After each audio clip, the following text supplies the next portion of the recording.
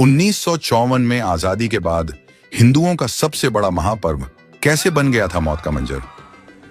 ये सवाल इतिहास आज भी कांग्रेस से पूछती है कि क्यों नेहरू के वीआईपी मोह ने इस पर्व को 800 हिंदुओं के लिए मौत का मेला बना दिया।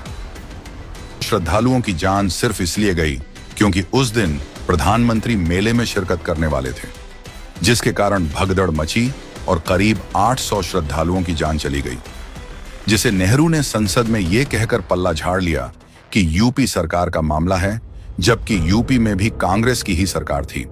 घटना के चश्मदीद और फोटोग्राफर एन मुखर्जी ने 1989 में एक मैगजीन में लिखा कि मैं आज भी कांप जाता हूं जब याद करता हूं कि कैसे मैंने मरते हुए पुरुषों, महिलाओं और बच्चों के शरीरों को पार करते हुए तस्वीरें खींची। मुखर्जी के मुताबिक नेहरू और उनके काफिले के गुजरने के लिए बैरिकेड्स लगाए गए थे और भीड़ दोनों तरफ खड़ी थी। जैसे ही नेहरू वहां से गुजरे, बड़ी संख्या में लोगों ने बैरिकेड तोड़कर घाट की ओर भागना शुरू कर दिया। इसी दौरान जो गिरे दोबारा उठ ना सके। बचाओ बचाओ की चीखें चारों तरफ गूंज रही थीं। नेहरू वहीं थे।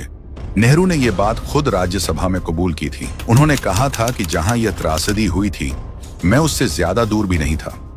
फोटोग्राफर मुखर्जी ने मैगजीन में यह भी लिखा कि घटना 9 से 10 बजे के बीच हुई, लेकिन शाम 4 बजे तक प्रशासन ने इसे गंभीरता से नहीं लिया। लेते कैसे? वो तो नेहरू की खातिरदारी में व्यस्त थे। अगले दिन प्रशासन ने लाशों का ढेर बनाकर जला दिया। इतना ही नहीं, भारी मात्रा में श्रद्धालुओं की मौत को छोटा दिखाने के लिए कांग्रेस सरकार ने सिर्फ कुछ भिखारी मरे हैं जैसे दावे भी किए।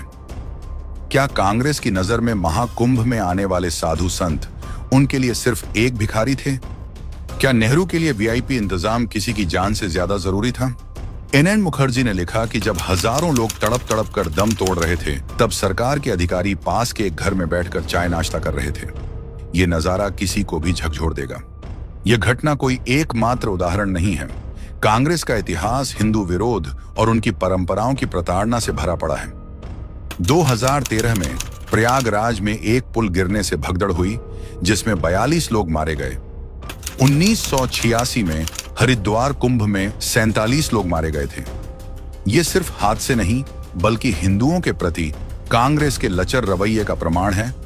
आज कुछ सेक्युलर हिंदू चाहे कांग्रेस की कितनी ही वाहवाही कर लें, लेकिन सच तो यह है कि कांग्रेस ने हमेशा हिंदुओं की आस्था और उनकी परंपराओं को नजरअंदाज किया है, जिसे शायद हिंदू समझ ही नहीं पाए।